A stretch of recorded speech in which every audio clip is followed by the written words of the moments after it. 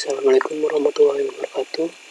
Perkenalkan, nama saya Ahmad Gaib Hafiz dengan UPM 237051023. Oke, jadi pada video ini itu merupakan video pengganti ya, video pertemuan pengganti atau buat mengisi nilai untuk tugas 1 latihan 2 metode inferensi. Ini kita itu mengerjakan soal pertama terlebih dahulu.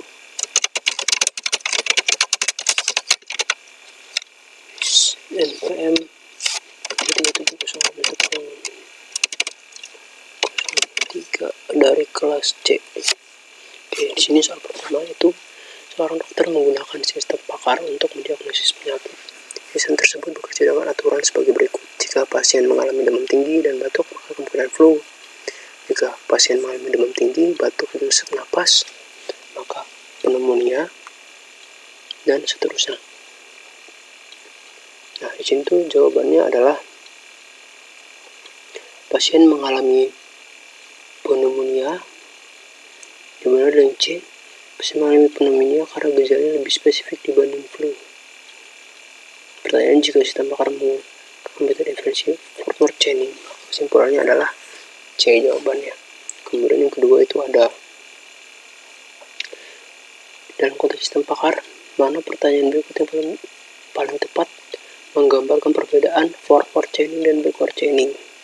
Jawaban itu adalah forward chaining merupakan proses pengarahan dari data menuju kesimpulan. Sedangkan backward dari kesimpulan terlebih dahulu kemudian kembali ke data. Kemudian apa perbedaan utama forward chaining dan backward chaining dalam hal cara mereka menanyakan pertanyaan kepada pengguna.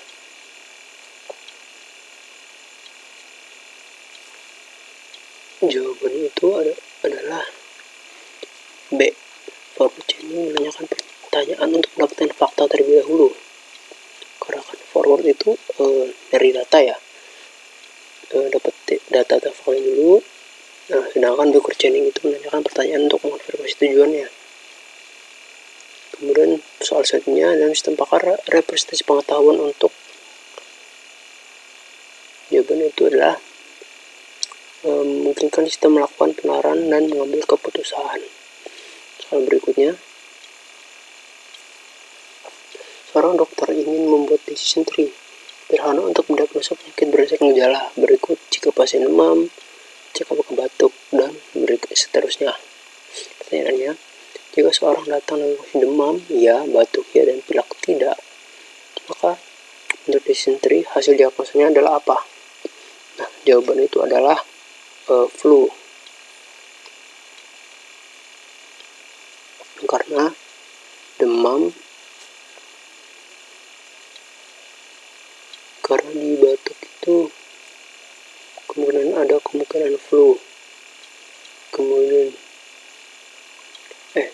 jika pasien demam, cek apakah batuk. Kan demam tuh, cek apakah batuk. Iya, jika iya maka flu.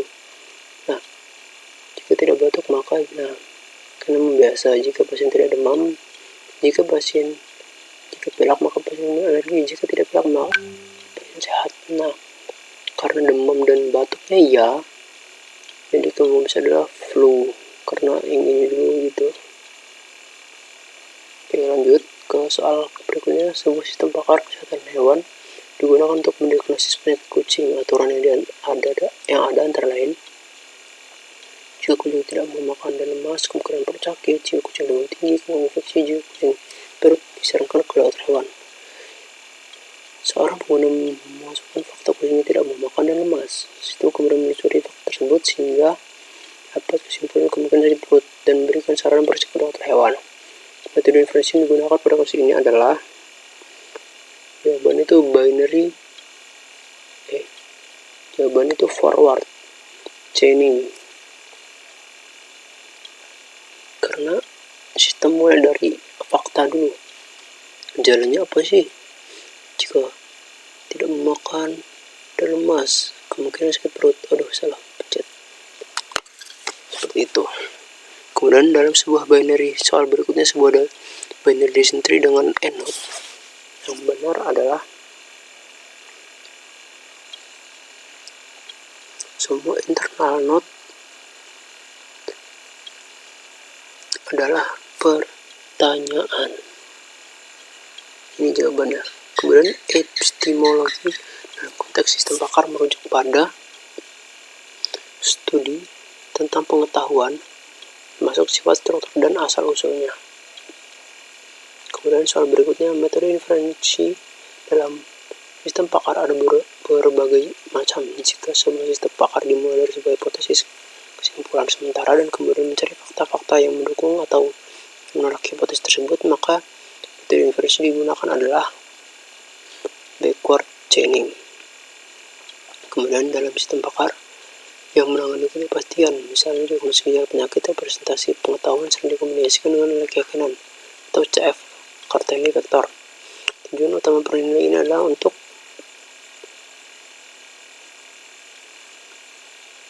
memberikan ukuran probabilitas pakar terhadap suatu fakta. Jadi